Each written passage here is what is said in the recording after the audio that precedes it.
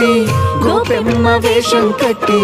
ముంగోల చేత బట్టి వచ్చెనమ్మా నవమోహన జీవన వరమిచ్చెనమ్మా ఇకపై ఇంకెప్పుడు నీ చేయి విడిచి వెళ్ళనని చేతిలోన చెయ్యేసి ఒట్టేసెనమ్మా